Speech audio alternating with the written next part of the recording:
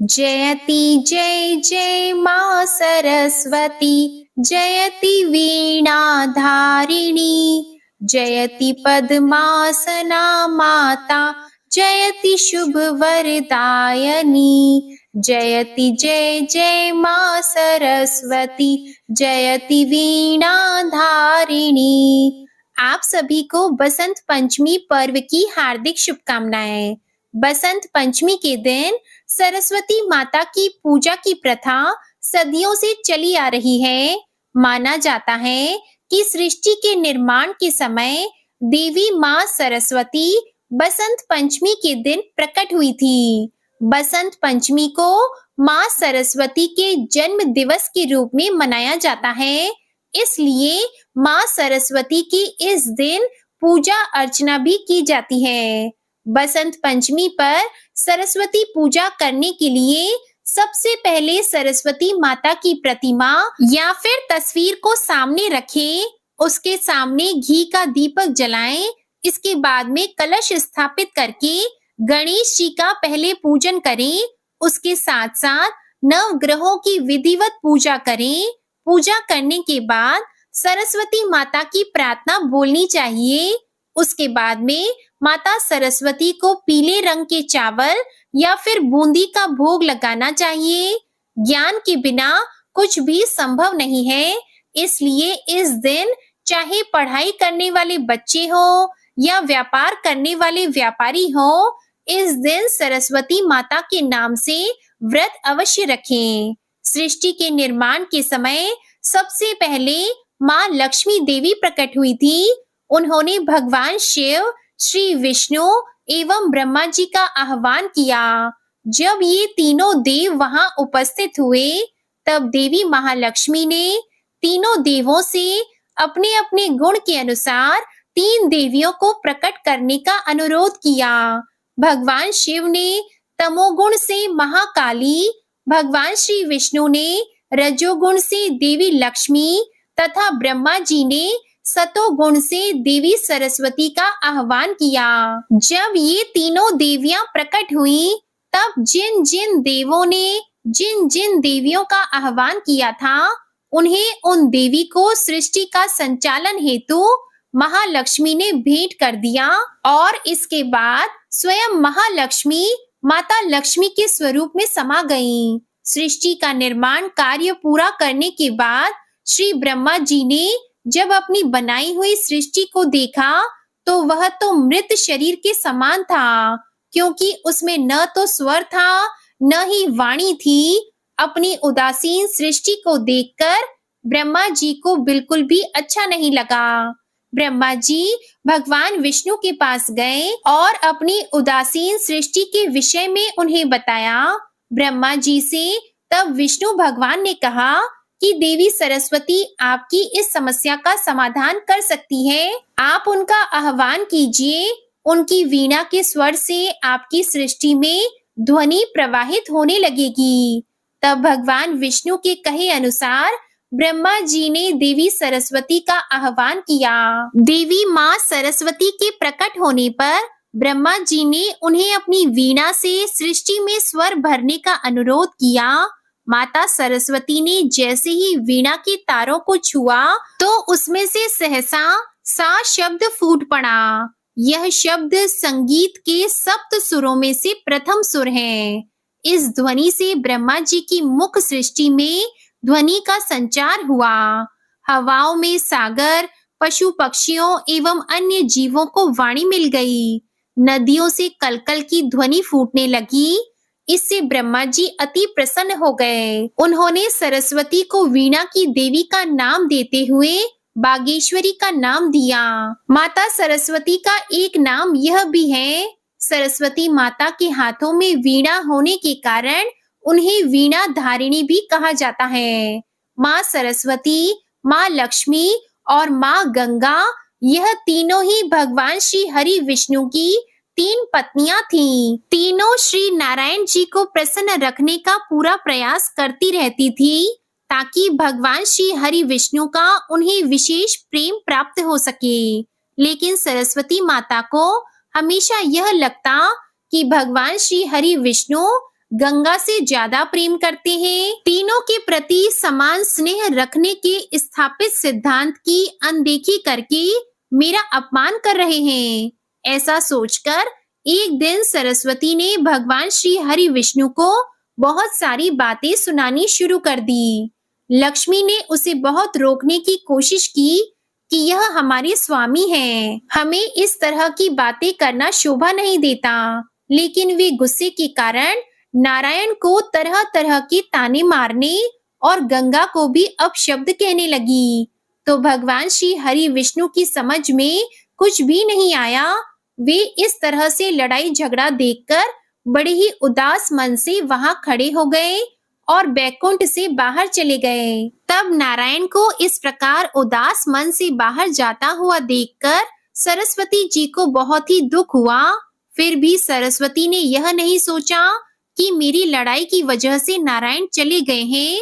उन्होंने तो यही सोचा कि इसका कारण देवी गंगा है। तो यह सोच सोचकर सरस्वती को और भी ज्यादा गुस्सा आ गया। क्रोध से भरी माँ सरस्वती ने गंगा पर क्रोध करने के लिए प्रहार करना चाहा, तो यह अनर्थ होता देखकर लक्ष्मी जी से रहा नहीं गया।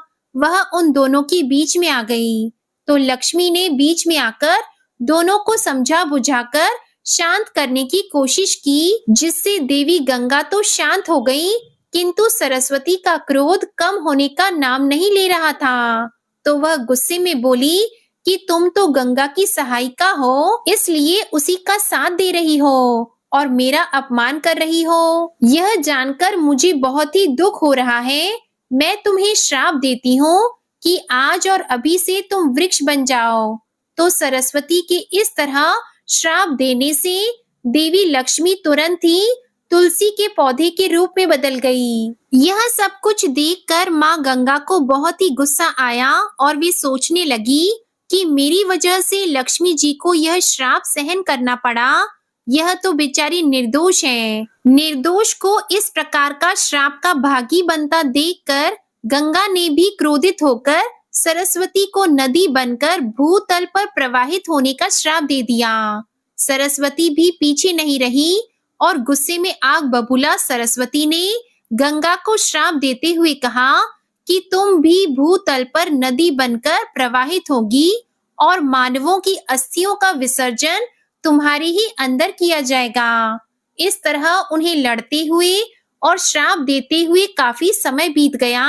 तो भगवान श्री हरि विष्णु ने सोचा कि अब तक तो झगड़ा समाप्त हो गया होगा, चलो चलते हैं। यह सोचकर जब श्री विष्णु जी वापस आए तो उन्होंने अपनी पत्नियों के झगड़े और सारी श्राप की कहानी पता चली। साथ ही उन्होंने लक्ष्मी जी को पौधे के रूप में बदला हुआ देखकर भगवान श्री हरि विष्णु को बहुत दुख हुआ और वे सोचने लगे कि देवी लक्ष्मी का शांत स्वभाव और कितनी सूझबूझ है, इसलिए मेरी पत्नी बनकर मेरे पास रहने का हक सिर्फ लक्ष्मी जी को है। लेकिन क्या ये तीनों एक साथ रह सकेंगी? ऐसी स्थिति तो पुनः भी आ सकती है। तो उन्होंने देवी गंगा और देवी सरस्वती का त्याग करने का निश्चय किया। लेकिन भगवान श्री हरि विष्णु की इस बात का पता गंगा और सरस्वती को लगा तो वे बड़े ही डरपोक स्वरों में माफी मांगने लगी और श्राप का शीघ्र निवारण करने के लिए कहने लगी। तब भगवान विष्णु ने उन्हें बताया कि गंगा पृथ्वी पर मनुष्यों के पापों को धोने के लिए अवतरित होंगी और यह नदी के रूप में स्वर्ग में, भूलोक और पाताल लोक में त्रिपथगा होकर बहेगी। साथ ही वे अंश रूप में उनके चरणों में, परमपिता ब्रह्मा के कमंडलों में और महादेव की जटाओं में भी रहेंगी और साथ ही सरस्वती भी उनके साथ भूतल पर बहेगी और साथ ही अंश रूप में उनके साथ भी रहेंगी। केवल देवी लक्ष्मी ही पूर्ण रूप से उनकी पत्नी बनकर बैकुंठ में निवास करें। साथ ही उन्होंने शालिग्राम का रूप लेकर देवी लक्ष्मी के तुलसी रूप का पाणी ग्रहण भी किया था। कहा जाता है कि एक दूसरे के श्राप के कारण ही दोनों पृथ्वी पर नदी के रूप में बह रही हैं और लक्ष्मी जी हमेशा भगवान श्री हरि विष्णु के साथ उनकी पत्नी बनकर बैकुंठ में निवास करती हैं। आइए अब आपको सुनाते हैं माँ लक्ष्मी जी की और माँ सरस्वती जी की पौराणिक कथा। इस कथा के अनुसार एक बार माँ सरस्वती वीणा बजा रही थी। उस समय उनके पास धन की देवी लक्ष्मी आ गई। तो माँ सरस्वती ने माँ लक्ष्मी का आदर सत्कार किया और पूछा कि तुम आज तो बहुत दिनों के बाद आई हो, क्या बात है? इतना सुनते ही देवी लक्ष्मी ने अपने गुणों का बखान करना शुरू कर दिया। माँ लक्ष्मी कहने लगी कि वे तो धन की देवी हैं और सारा संसार उनकी स्तुति करता है, क्योंकि सभी धनवान होना चाहते हैं, इसलिए मैं जल्दी नहीं आ सकती। और तुम्हारा क्या है? तुम तो हर समय केवल वीणा बजाती रहती हो। इस वीणा से क्या होने वाला है? तब लक्ष्मी माता के ऐसे शब्द सुनकर माँ सरस्वती बहुत ही दुखी हुई और देवी लक्ष्मी से कहा कि आप तो धन की देवी हैं, लेकिन आप कभी भी एक जगह नहीं टिकती। इसी कारण सारा संसार आपको चंचला भी कहता है। आप धन दे सकती हैं, लेकिन ज्ञान नहीं दे सकती, और ज्ञान की कमी के कारण व्यक्ति कभी भी धन का सही उपयोग नहीं कर सकता। इसलिए तुम्हारी भी जरूरत है और मेरी भी जरूरत है। जो ज्ञानी व्यक्ति होता है, अगर उसका धन का अभाव है, तो भी वह अपने ज्ञान से धन प्राप्त कर लेता है, लेकिन धन होने से और ज्ञान ना होने से धन का सही उपयोग नहीं कर सकता। तो यह सुनकर देवी लक्ष्मी को बहुत ही क्रोध आया और दोनों के बीच में लड़ाई होने लगी। तो धन और ज्ञान पर बहस को इस तरह बढ़ते देखकर देवताओं ने आदि शक्ति से इसका उपाय पूछा। तब आदि शक्ति ने देवताओं से कहा कि यह बहस कभी भी खत्म नहीं होगी। धरती पर जब तक जीवन रहेगा, तब तक धन और ज्ञान में श्रेष्ठता का द्वंद्व युद्ध चलता रहेगा। धन मिलने से सभी खुश होंगे, लेकिन ज्ञान के अभाव में धन का सदुपयोग नहीं कर पाएंगे। इसलिए ज्ञान को भी बराबर का महत्व देते हुए हमें बसंत पंचमी के दिन माँ सरस्वती जी की पूजा बड़े ही श्रद्धा भाव से करनी चाहिए। बोलो विष्णु भगवान की जय। किसी गांव में दो भाई बहन रहा करते थे। एक बार भाई अपनी बहन से मिलने के लिए जा रहा था, तो रास्ते में एक सांप बैठा था जो भाई को डसने को तैयार था।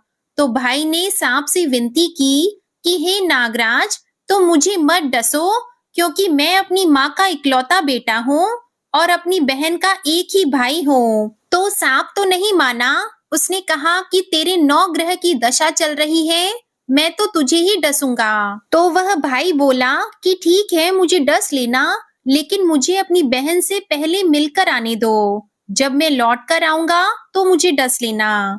उसकी यह बात सुनकर सांप बोला कि मुझे क्या पता, मैं कैसे विश्वास करूं कि तू इस रास्ते से आएगा। अगर तू ना आया तो इसलिए मैं तो तुझे अभी डसना चाहता हूँ। तो भाई ने कहा कि ठीक है, तुझे मुझ पर विश्वास नहीं तो मेरे साथ चल, मेरे थैले में बैठ जा। तो उसने सांप को अपने थैले में रखा और ऊपर उस पर कुछ फूल पत्ते रख दिए और भाई अपनी बहन के घर चल पड़ा। चलते चलते अपनी बहन के घर पहुंचा। उस समय उसकी बहन 9 ग्रह की कहानी कह रही थी। तो बहन ने कहा कि भाई तू पहले बैठ जा, पहले मेरी कहानी पूरी हो जाए, फिर दोनों बात करेंगे। तो इस तरह बहन ने कहानी शुरू की और भैया ने सुननी शुरू की। जीव की, जानवर की, हाथी घोड़े की, भाई बहन की, घर के धनी की, लड़की के जवाई की, देवरानी की, जेठानी की, सास ससुर की, संग सहेलियों की, सबके 9 ग्रह शांत हो जाओ। ग्रह चले 8 पग, बंदा चले 4 पग, सांप बिच्छू भवरे सब आग में जल जाए। कहानी कहकर बहन खड़ी हो गई। बहन ने भाई की सुध ली और कहा कि भाई इस थैले में क्या है? तो भाई बोला कि बहन कुछ नहीं लाया हूँ। लेकिन बहन ने तो जबरदस्ती अपने भाई से थैला छीन लिया और खोल कर देखा तो उसमें तो बेल, पत्ते और फूल, केले, संतरे, फल, मिठाई आदि बन गए और जो सांप रखा था वह हार बन गया। केले, संतरे उसने अपने बच्चों को दे दिए और हार खुद पहन लिया।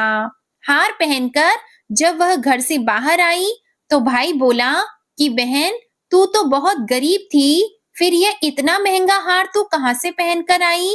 तो वह बोली कि हाँ भैया, मैं तो गरीब थी और गरीब ही हूँ। यह हार तो तुम ही अपने थैले में रख कर लाए थे, वही हार मैंने पहना है। तुम ही लाए और तुम ही पूछ रहे हो। तो भाई को यह सुनकर बड़ा ही आश्चर्य हुआ।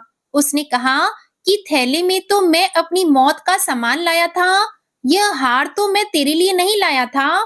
फिर उसने कहा कि मेरे थैले में तो सांप था, तेरी कहानी कहने से यह सांप हार में बदल गया। भाई बोला, यह तेरे भाग्य से आया है, इसलिए तुम ही इसे रख लेना।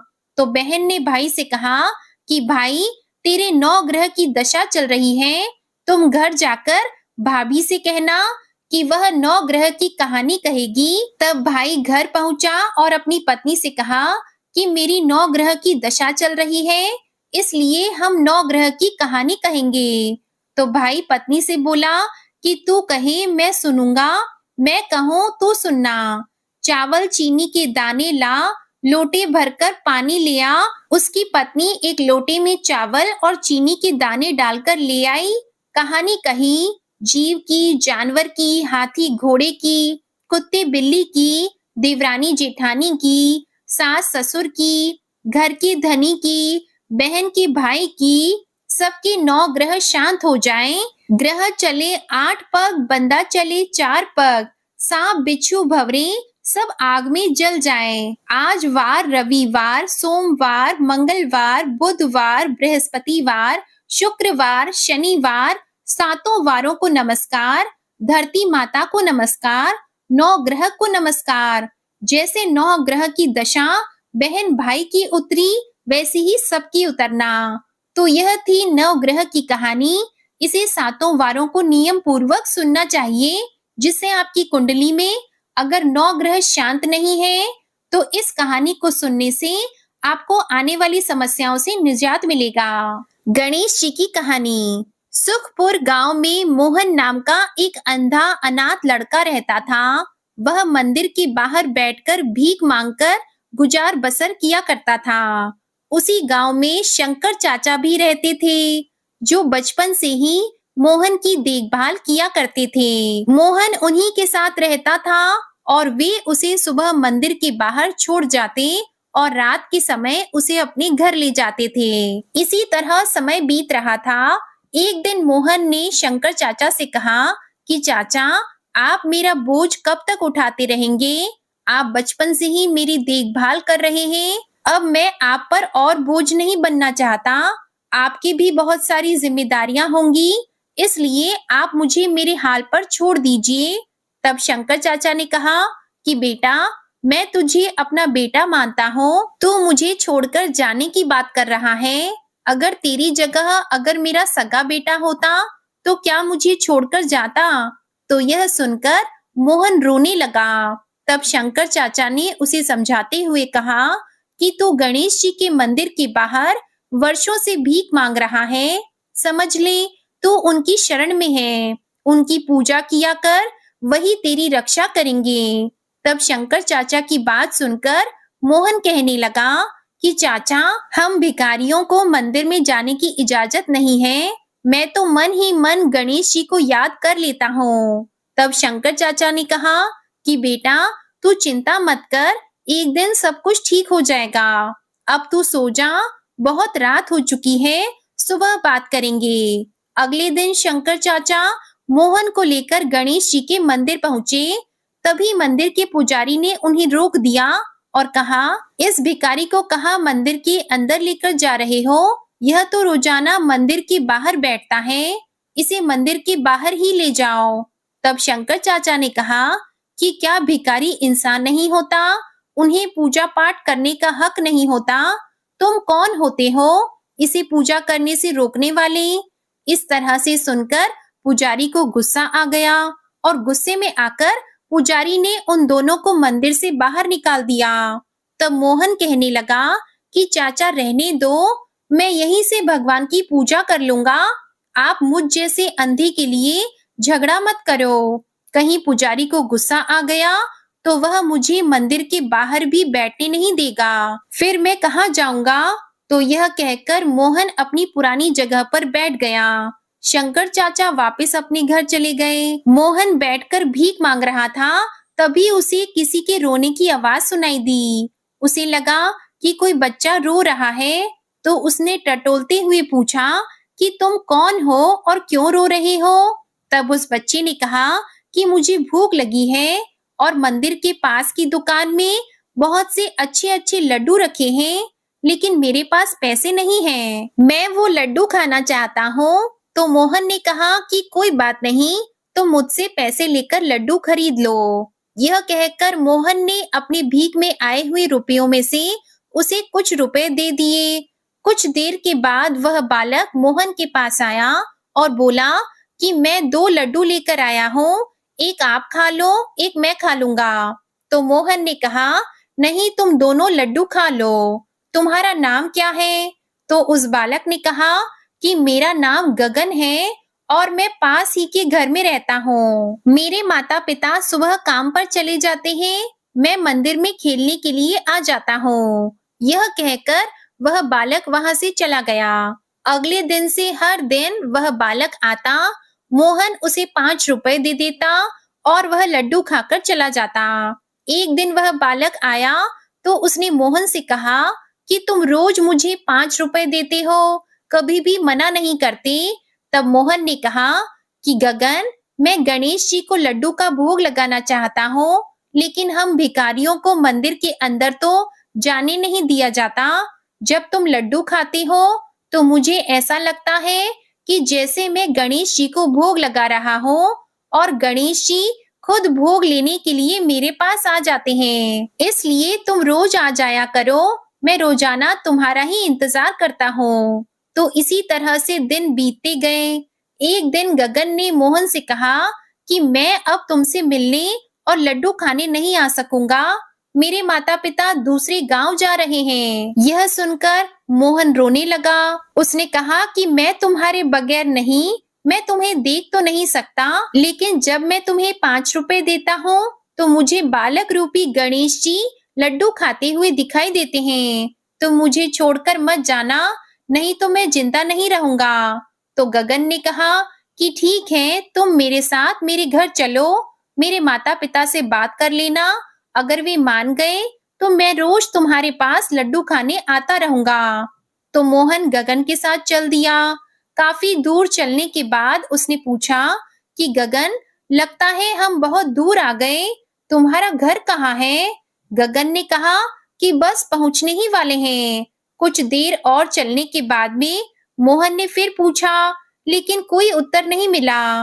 मोहन ने पुकारा कि गगन, गगन, तुम कहाँ हो? लेकिन उसे कोई भी जवाब नहीं मिला। तो मोहन घबरा गया। तभी उसका पैर किसी पत्थर से टकरा गया और वह गिर पड़ा। उसके सर में बहुत ही तेज दर्द हो रहा था।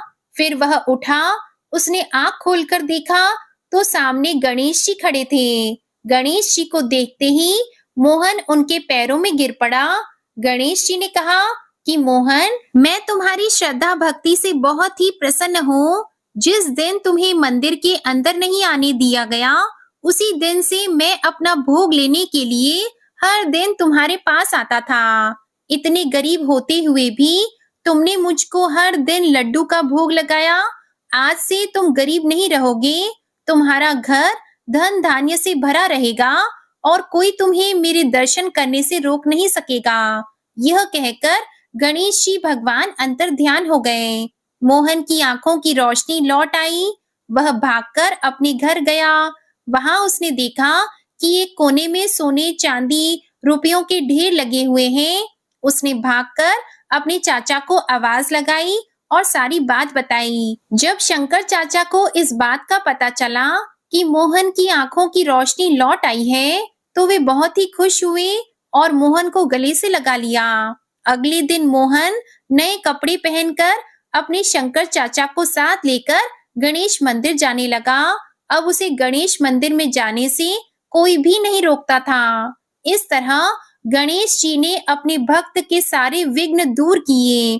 प्रेम से बोलिए गणेश भगवान की जय। आपको आज की कथा पसंद आई हो तो इस वीडियो को लाइक करिएगा, ज्यादा से ज्यादा शेयर करिएगा। कमेंट में माँ सरस्वती, गणेश भगवान, लक्ष्मी माता और विष्णु भगवान की जय भी लिखिएगा और चैनल को सब्सक्राइब करना बिल्कुल मत भूलिएगा।